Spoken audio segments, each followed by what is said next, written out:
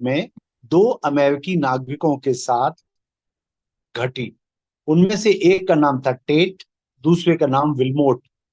दोनों समुद्री जहाज से साथ साथ यात्रा कर रहे थे। जब दिख उनका जहाज रात में अंध महासागर से गुजर रहा था, उस समय तेज तूफान आया। जहाज हिचकोले खाने लगा। विल्मोट उस समय सो रहा था, टेट बैठा था।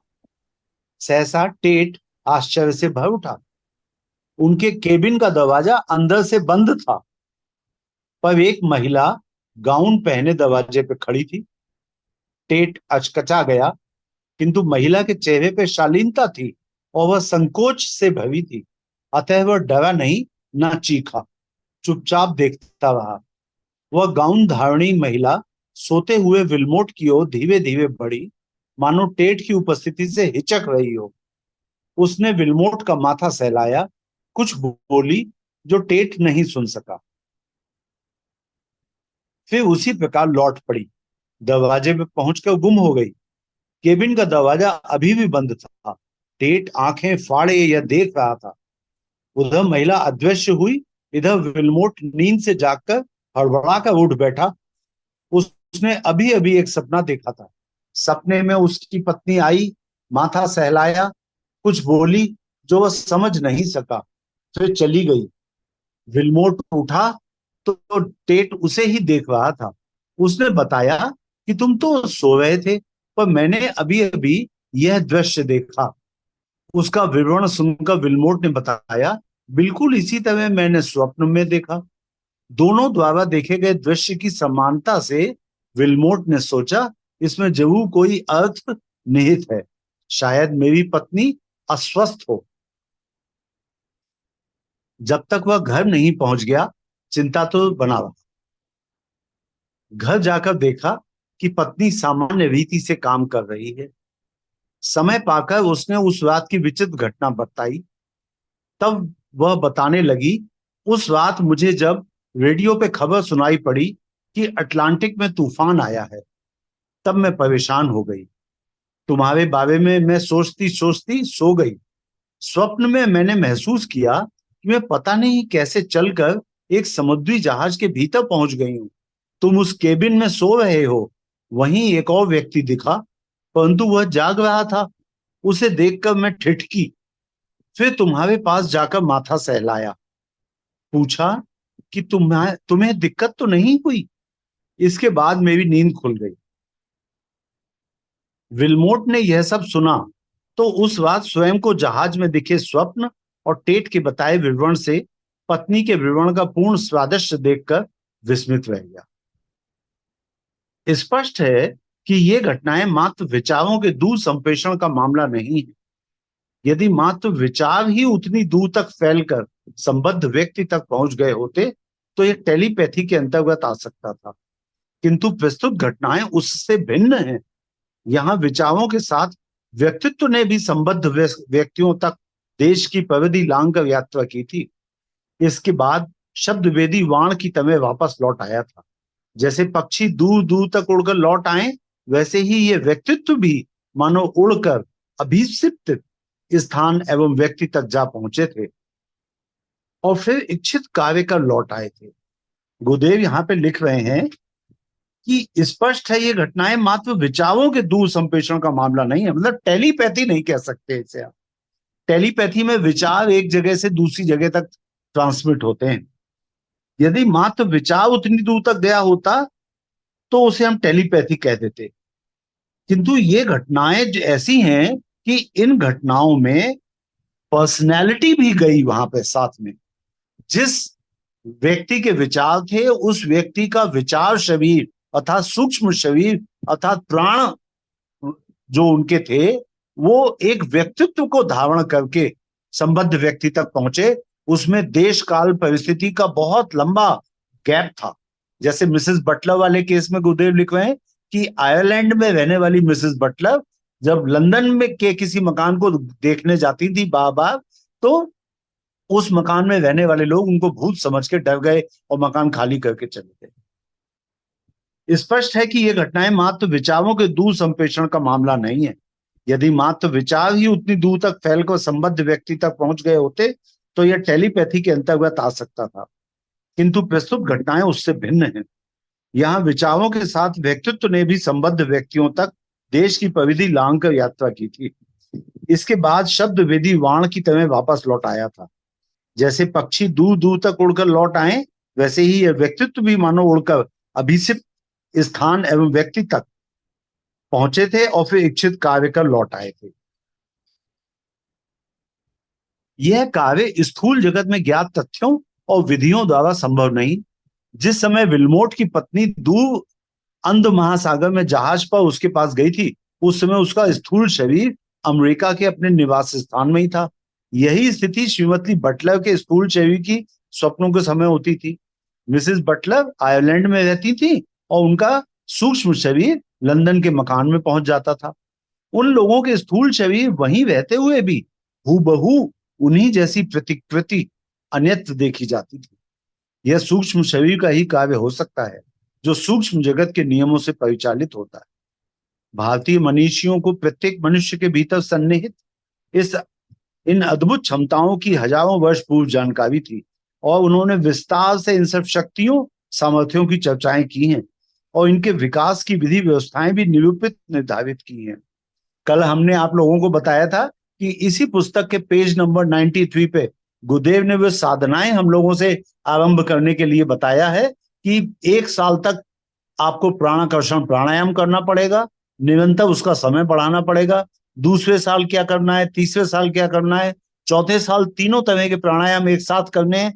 और जब 4 साल तक आप लगातार इन प्राणायामों का अभ्यास करते रहें, साथ में पवित्र दृष्टिकोण रखते हुए, चारित्रिक पवित्रता रखते हुए, चिंतन चरित्र और व्यवहार की उत्कृष्टता प्रामाणिकता बनाए रखते हुए जब आप गायत्री मंत्र की साधना करेंगे, तो उसके बाद गुरुदेव ने लिखा है कि अगर 4 वर्ष तक आप ये कर लें तो फिर आप संपर्क करें कि आगे हम इसमें प्रगति कैसे करें। भारतीय मनीषियों को प्रत्येक मनुष्य के भीतर सन्निहित इन अद्भुत क्षमताओं की हजारों वर्ष पूर्व जानकारी थी और उन्होंने विस्तार से इन सब शक्तियों सामर्थ्यों की चर्चाएं की हैं तथा इनके विकास विस्तार से इन सब शक्तियों सामर्थ्यों की चर्चाएं की हैं तथा इनके विकास की विधि व्यवस्थाएं भी निरूपित निर्धारित की हैं। आप लोगों में से जिन लोगों ने रामायण पढ़ी होगी, तुलसीदास जी रचित, तो उस रामायण में तुलसीदास जी ने क्लियरली लिखा है कि जब भगवान राम और मां सीता को यह समझ में आ गया कि अब उनकी लीला का समय आ गया है, तो लीला करने से ठीक पहले भगवान राम ने, जब अकेले थे भगवान राम सीता जी के पास, तो उन्होंने मां सीता से आग्रह किया कि अब हम लोगों के लीला का समय आ गया है, अब आप अपने इस शरीर को अग्नि में प्रवेश करा दें और आपका एक क्लोन, आपकी प्रतिकृति अब आप मेरे पास छोड़ दीजिए। तो वो रामचरितमानस में इसका वर्णन है कि अग्नि में प्रवेश करके मां सीता ने अपना एक क्लोन तैयार करके वो भगवान राम के पास छोड़ दिया और मां सीता जो मूल रूप में थी वो अग्नि में समा गई। यहाँ पर जो पिछले आपने स्वाध्याय किए होंगे तो हमने आपको बताया था कि तन्मात्रा क्या होती है। तन्मात्रा पंच तत्वों की जो ज्ञानेंद्रियों के साथ संपर्क और संसर्ग होता है, उससे उनकी जो अनुभूति है वो तन्मात्रा होती है। तो अग्नि तत्व जो है उसकी तन्मात्रा रूप है और उसकी ज्ञानेंद्रिय हमारी आंखें होती हैं। इसलिए मां सीता अग्नि में समा गई और उनकी एक प्रतिकृति रख दी गई बाहर। कुछ व्यक्तियों में अपवाद स्वरूप पूर्व जन्मों की संग्रहित सामर्थ्य सहसा इस प्रकार अनायास प्रकट हो जाती है। किसी समर्थ सत्ता के स्नेह अनुदान से भी ऐसी क्षमताएं विकसित देखी जा सकती हैं। योगाभ्यास से प्रयत्नपूर्वक प्रत्येक व्यक्ति इन्हें विकसित कर सकता है। देखिए, गुरुदेव ने आपको क्लियरली बताया है कि ये जो स्वाध्याय है, ये स्वाध्याय आपकी शक्तियों के अनंत विस्तार के लिए लिखा है पूज्य गुरुदेव ने। और साधना से सिद्धि नामक स्वाध्याय में भाग 2 में गुरुदेव ने लिखा है एक जगह पे कि ऐसा नहीं हो सकता कि केवल एक बड़े काम को करने के लिए एक व्यक्ति के पास शक्तियां नहीं तो बोले सेना के प्रत्येक सैनिक को शस्त्र देने पड़ेंगे, सेना के प्रत्येक व्यक्ति को कुछ ना कुछ प्रशिक्षण देना पड़ेगा। तो वही गुरुदेव कह रहे हैं कि आप में से प्रत्येक व्यक्ति को गुरुदेव शक्ति देना चाहते हैं, केवल वो देख करके देंगे कि आप में वो क्षमता है या नहीं कि आप साधना कर सकें। अनायास प्राप्त सामर्थ्य के बारे में संबद्ध व्यक्ति कम जान पाते हैं। उस क्षमता के इच्छानुसार उपयोग की प्रक्रिया उन्हें प्रायः नहीं ज्ञात होती, किंतु योग साधक अपनी ऐसी क्षमताओं के इच्छित उपयोग में समर्थ होते हैं, क्योंकि वे उसके पीछे क्रियाशील सूक्ष्म सत्ताओं को जानते होते हैं। तंत्र विज्ञान में छाया पुरुष का साधना विधान है। सूक्ष्म शरीरधारी सजीव छाया पुरुष अपना ही अंश होता है। उसकी सिद्धि में अपना ही एक और शरीर अपने हाथ में, अपने अधिकार में अब सब प्रकट यहाँ होकर पे आ जाता तंत्र विज्ञान से क्या तात्पर्य है? है। तंत्र को आमतौर पर हिंदू लोग बहुत ही गलत दृष्टि से, हेय दृष्टि से, निगेटिव सेंस में देखते हैं। तंत्र का मतलब जो होता है जो सिस्टम। तांत्रिक लोग करते हैं, ये वही हुआ क्या? नहीं नहीं, यही मैं आपसे अभी निवेदन कर रहा हूं कि तंत्र शब्द की व्याख्या हिंदू लोग बहुत ही गलत समझते हैं। हिंदू लोगों के मन में है कि तंत्र और तांत्रिक बहुत ही हेय दृष्टि के बातें हैं और इनके बारे में बात भी नहीं करना चाहिए। तंत्र का मतलब होता है एक सिस्टम। जैसे अगर आपने हिंदी में बायोलॉजी पढ़ी है तो बायोलॉजी में पढ़ाया जाता है कि मनुष्य के शरीर में अनेक सिस्टम होते हैं। जी। तंत्रिका तंत्र, नर्वस सिस्टम, भोजन के पाचन का तंत्र, डाइजेस्टिव सिस्टम, पाचन तंत्र। और हमारे चलने फिरने का जो तंत्र है, लोकोमोटर सिस्टम, जिसमें हाथ पैर और मांसपेशियां आ जाती हैं। तो तंत्र का मतलब होता है कोई भी काम एक सिस्टम से करना, ये नहीं कि जब जैसे मन आया वैसे कर लिया।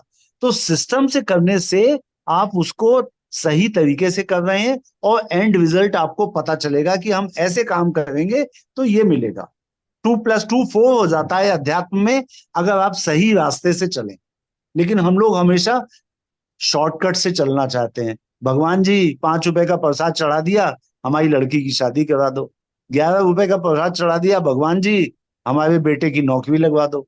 तो ये शॉर्टकट है, ये नहीं चाहिए। एक, आप गायत्री मंत्र का जाप करिए, गुरु को आप अपने एक दीक्षा गुरु अपने प्राप्त करिए, किसी गुरु से दीक्षा लीजिए और उनके बताए हुए मंत्र को जाप करते हुए अच्छी तरह से आप आगे बढ़िए।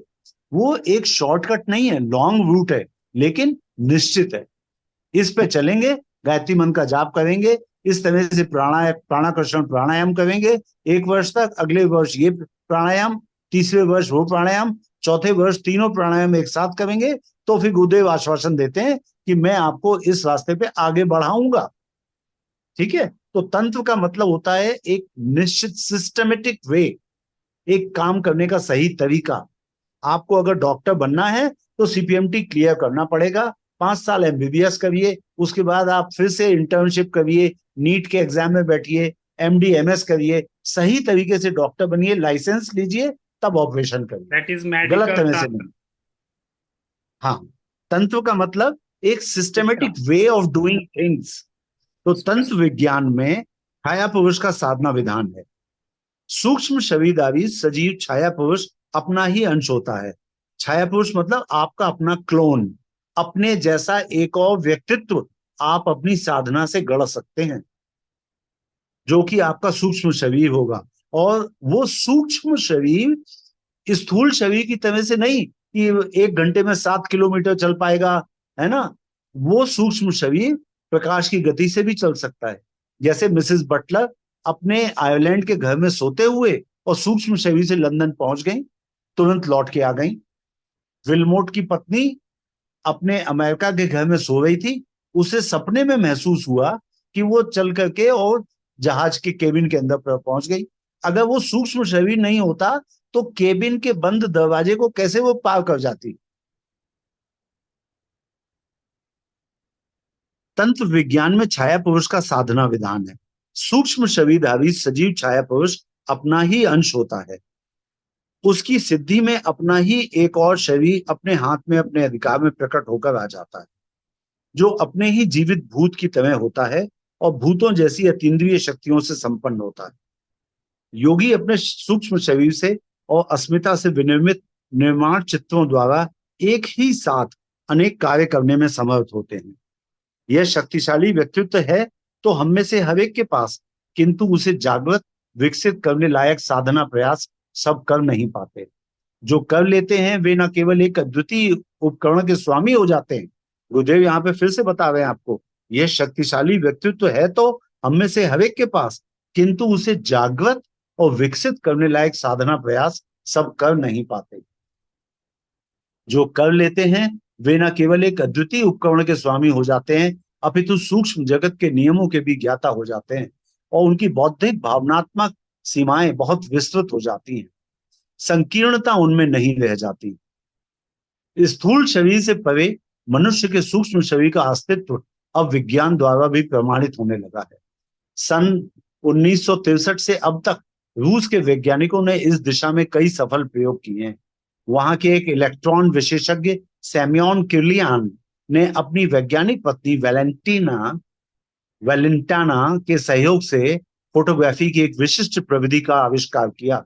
किर्लियन फोटोग्राफी एक खोजी गई रूस में, उसमें जो आपका प्राण शरीर है उसकी फोटो वो खींच लेते हैं। इस विधि द्वारा सजीव प्राणियों के आसपास होने वाले सूक्ष्म कंपनों और देह ऊर्जा के क्रियाकलापों का छायांकन किया जा सकता है। एक दूसरे प्रयोग में किर्लियन दंपत्ति ने एक रुग्ण स्त्री की फिल्म खींची। इसमें प्रकाश कणों का वह वलय, वलय का मतलब होता है रिंग, गोला। इसमें प्रकाश कणों का वह वलय आरंभ से जीर्ण था और वह शीघ्र ही समाप्त भी हो गया। अगले प्रयोग में किर्लियन दंपत्ति ने एक मनुष्य के पास से उसके शरीर के चित्र इसी विशेष विधि से लिए। ये छाया चित्र उसके शरीर के विभिन्न भागों के लिए गए थे। गर्दन, हृदय और पेट, उदर प्रदेश के अत्यंत निकट से खींचे गए चित्रों में बहुत ही सूक्ष्म धब्बे दिखाई दिए, जो इन अंगों से विसर्जित होने वाले विद्युतीय ऊर्जा के द्योतक थे। इन छाया चित्रों से यह निष्कर्ष निकाला गया कि प्रत्येक प्राणी के दो शरीर होते हैं। पहला प्राकृतिक अथवा भौतिक, जो आंखों से दिखाई देता है, और दूसरा सूक्ष्म शरीर, जिसकी सब विशेषताएं प्राकृतिक शरीर जैसी होती हैं, पर जो दिखाई नहीं देता। वैज्ञानिकों का अनुमान है कि यह सूक्ष्म शरीर ऐसे सूक्ष्म पदार्थों का बना होता है जिनके इलेक्ट्रॉन ठोस पद शरीर के इलेक्ट्रॉनों की अपेक्षा अधिक तीव्र गति से चलायमान होते हैं। उनके अनुसार सूक्ष्म शरीर भौतिक शरीर से अलग होकर कहीं भी विचरण कर सकता है।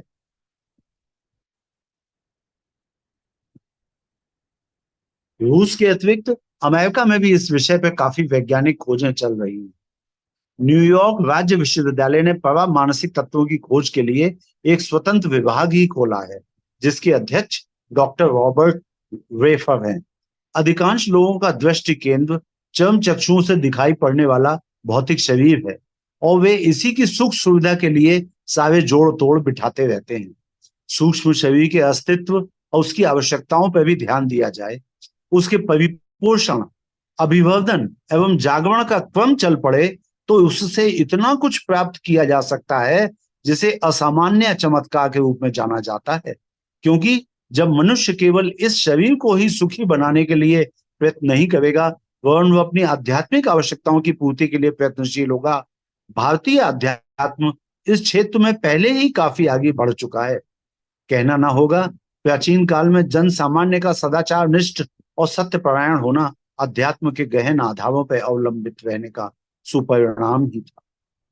गुरुदेव जी यहाँ पे एक बात बहुत अच्छी तरह से हम लोगों को बता देना चाहते हैं कि सूक्ष्म शरीर के अस्तित्व और उसकी आवश्यकताओं पर भी ध्यान दिया जाए, उसके परिपोषण, अभिवर्धन और जागरण का क्रम चल पड़े तो उससे इतना कुछ प्राप्त किया जा सकता है जिसे असामान्य चमत्कार के रूप में जाना जाता है।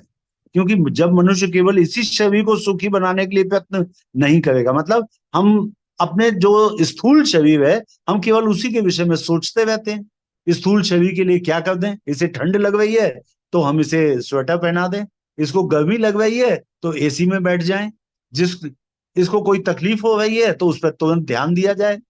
लेकिन गुरुदेव कह रहे हैं कि जब हम स्थूल शरीर के अलावा सूक्ष्म शरीर पे भी ध्यान देंगे तो उसके परिपोषण की व्यवस्था बनाएंगे। अब आपने एक बात ध्यान दिया कि स्थूल शरीर जो है वो तो आप सब जानते हैं उसके बारे में क्या करना है। सूक्ष्म शरीर जो है वो आपका विचार शरीर है। तो विचार शरीर का परिपोषण कैसे हो सकता है? अच्छे विचारों को अपने अंदर धारण करने से। गंदे विचार कभी भी अपने अंदर ना लाएं। गुरुदेव कहते हैं विचारों में आकर्षण शक्ति होती है। एक गंदी बात आप सोचेंगे, सैकड़ों गंदे विचारों को वो खींच के बुला लेगा। गुरुदेव कहते हैं विचार ऐसा है कि जैसे ये मरी हुई लाश पे चिल्ला चिल्ला के कौए अपने भाई बंधु भतीजों को बुला लेते हैं कि आओ भाई, यहाँ पे सड़ी हुई मरी हुई लाश पड़ी है, आओ खाओ इसे। तो गुरुदेव कह रहे हैं कि वैसे ही विचार होते हैं। विचारों में चुंबकीय शक्ति, आकर्षण शक्ति होती है। अगर गंदे विचार होंगे तो अन्य गंदे विचारों को वो आमंत्रित करेंगे। रामकृष्ण मिशन के एक स्वामी जी हैं, उन्होंने एक बहुत अच्छी बात कही। रामकृष्ण मिशन के उस स्वामी जी का नाम है श्री सर्वप्रियानंद जी। वो कहते हैं कि हमारे मिशन में, मतलब उनके रामकृष्ण मिशन में, ये सीनियर लोग जूनियर्स को ये बताते हैं कि कभी भी किसी सांसारिक आदमी के संपर्क में आओ तो तुरंत उससे भगवान की बात करना शुरू कर दो, तुरंत उससे ब्रह्म की बात करना शुरू कर दो। कहने के तुम अगर ब्रह्म की बात नहीं करोगे तो वो संसार की बात करेगा। स्वामी जी, वो जमीन खरीदी है, उस पर किसी ने कब्जा कर लिया है, बताइए क्या करें। स्वामी जी, वो लड़के की नौकरी नहीं लग रही है, बताइए क्या करें। स्वयं स्वामी विवेकानंद भी तो रामकृष्ण परमहंस के पास नौकरी मांगने ही गए थे। तो बुरा नहीं है, पर उनका कहना बड़ा अच्छा है कि आप अपने मन में अच्छे विचार सदा बनाए रखें। इसके लिए आवश्यक है कि सदैव ब्रह्म की चर्चा करें। कोई सांसारिक आए तो तुरंत उससे भगवान की चर्चा कर दीजिए। भाई, आप गायत्री मंत्र का जाप किया करें। भाई, आप यज्ञ करते हैं कि नहीं। भाई, आपने कोई गुरु बनाया है कि नहीं। आपने गुरु से दीक्षा ली है कि नहीं। मेरे गुरु का नाम पंडित श्री राम शर्मा आचार्य है। आप अपने गुरु के विषय में बताइए, उनके कर्तव्यों के विषय में बताइए। तो जो बात गुरुदेव यहाँ पे कह रहे हैं कि सूक्ष्म शरीर के अस्तित्व और उसकी आवश्यकताओं पर भी ध्यान दिया जाए, उसके परिपोषण, अभिवर्धन और जागरण का क्रम चल पड़े। परिपोषण कैसे? अच्छे विचार मन में रहे, निगेटिव विचार कभी ना आए। अभिवर्धन, उसका अभिवर्धन कैसे होगा? वो प्राण से बना हुआ है तो प्राणाकर्षण प्राणायाम करना पड़ेगा, प्राणों को धारण करना पड़ेगा, और जो प्राण आपके शरीर में है उन प्राणों को कहीं गलत रास्ते पे खर्च ना कर दें। तो ये अभिवर्धन हुआ। और जागरण, कि जितनी संपदा है उस संपदा को आप अच्छी तरह से यूटिलाइज करें। ऐसा ना हो कि ब्रह्मचर्य का पालन ना हो और आप गंदे विचार मन में ला करके उसको खो दें।